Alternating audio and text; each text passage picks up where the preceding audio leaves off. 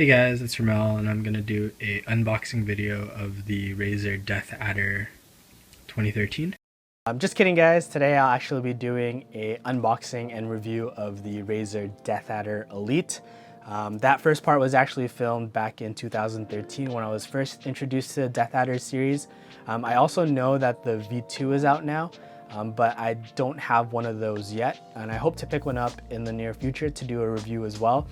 But for the Deathadder Elite, this is something I picked up back in December. And again, like most things on this channel, I got it for a really good deal. It normally retails for about $95 Canadian, but I picked it up for $39.99. That's probably because it was making way for the V2, but it is still available on Amazon for $49.99 if you want to pick one up. And the V2 is also available for $90 Canadian. I was also feeling a little bit nostalgic, and I really wanted to see what it would be like to go back to the Deathadder, since this was a mouse that I used nearly every day for 6 years. Deathadder was actually the first mouse that I got that wasn't a Logitech mouse. I heard really good things about it at the time, and I know a lot of the pro players also used it, so I wanted to pick one up and see if it would help me get any better in CSGO. At first it was a little too big, but I got comfortable with it and I stuck to it, and I didn't switch until I got the G703 last year. As always, the unboxing is really straightforward with these mice. All you really get inside the box is this mouse, a couple documents, and that's pretty much it.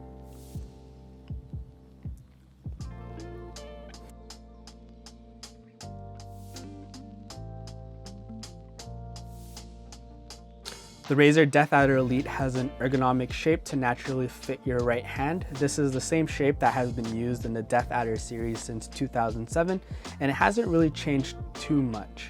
It's probably one of the most popular shapes out there, and the amount of Deathadders they have sold really helps prove that. I think it's over 10 million now.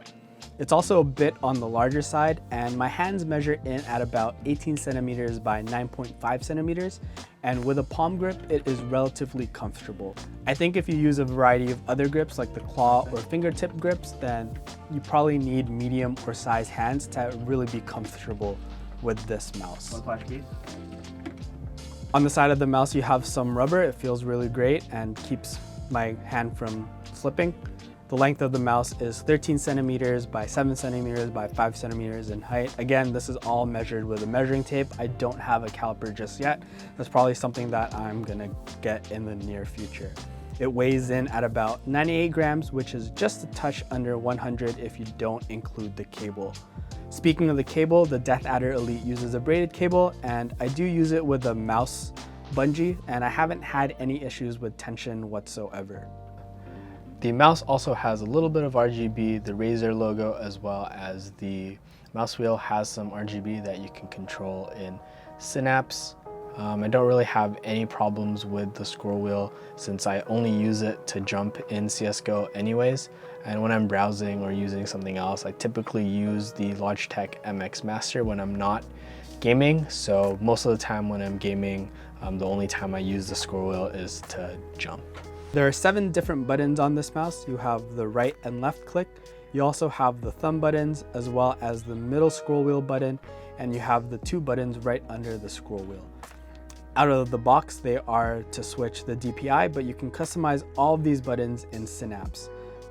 As for the switches, Razer uses their own version of the Omrons, and they claim they've made it more durable, and it's rated for 50 million clicks instead of the typical 20 million that the Omrons are rated for. Here's how those clicks sound like.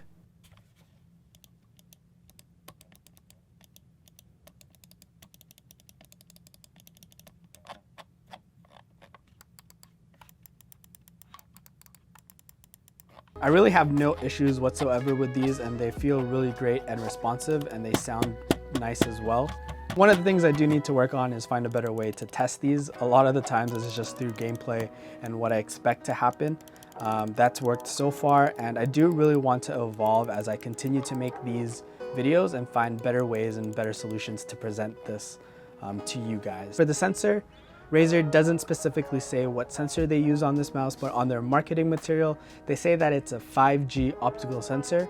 But from my research and from what other people have found, they say that it's a modified PMW 3360 sensor, which you can find in a lot of the highly competitive gaming mice out there. I don't have any issues with the sensor whatsoever, and it really tracks my movements really well. I play with a rather low sensitivity in CSGO and have not experienced any skipping or anything whatsoever. It feels really accurate in terms of what I want to do. The feet on this mouse also glides really well on my glorious mouse pad, and again, no issues on that front. Remember they're up cat. Yeah. There's a gap, huge gap.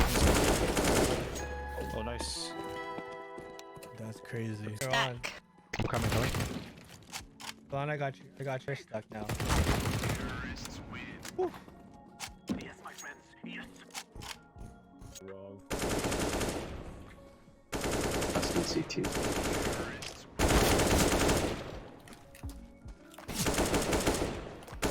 I think there's only one. You got a piece. Okay, go, Dustin.